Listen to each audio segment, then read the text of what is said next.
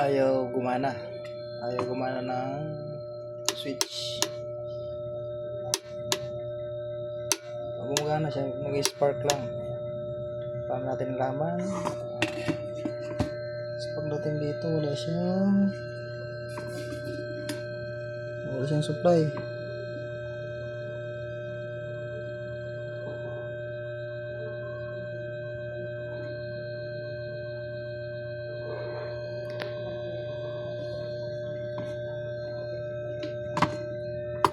Try natin.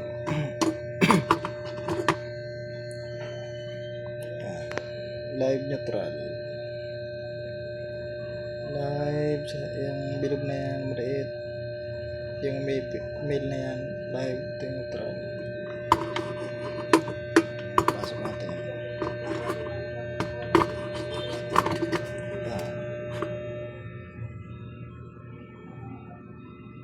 Lagyan natin. Switch on natin. On off.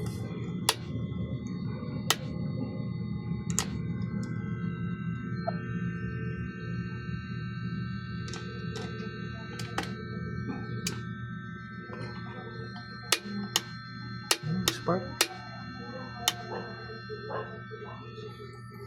Spark na siya.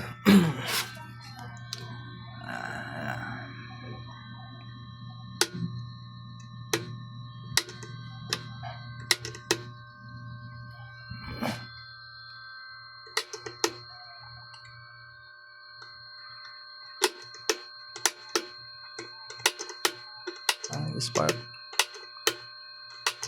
Spark ko. May spark. Problema ito sa switch. Ayaw gumana. Ayaw mag-init. Gumana na. Okay na. Mainit na. Ayan. Bilaw na. Sa switch lang may problema.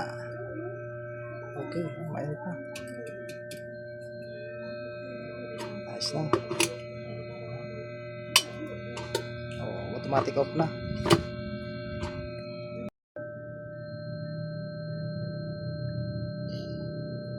Ito yung heater natin. Anong problema ng heater natin? Ayaw niyang pag ino-on yung switch, itong switch pag ino-on to, hindi umilaw yung lead indicator na open na yung ready to hit na.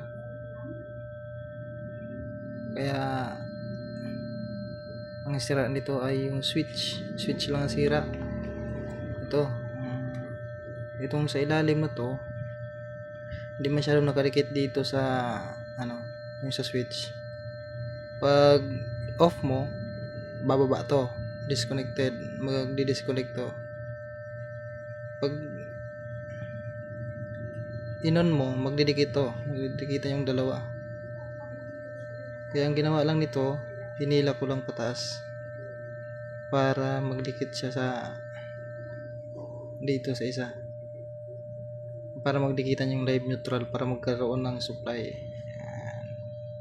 Ayan, okay na. Try natin ulit.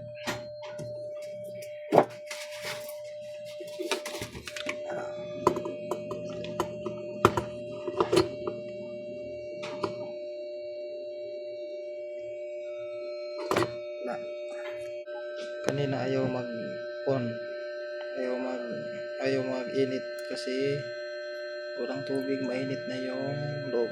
Lagyan natin ng tubig. Yan, may tubig na. Dapat gagana na yan.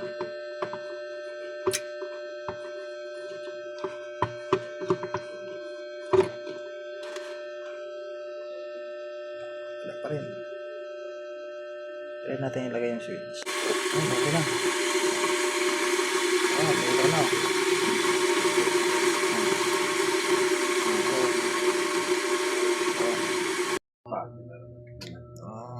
Tingnan natin kung okay na.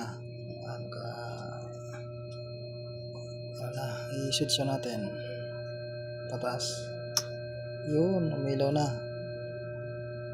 Off. Good siya. Napasok mo ako ang area. Heater na ayaw gumana, ayaw mag-on. Kulang power supply, ngayon meron na. Ang heater ba, malo yung magana.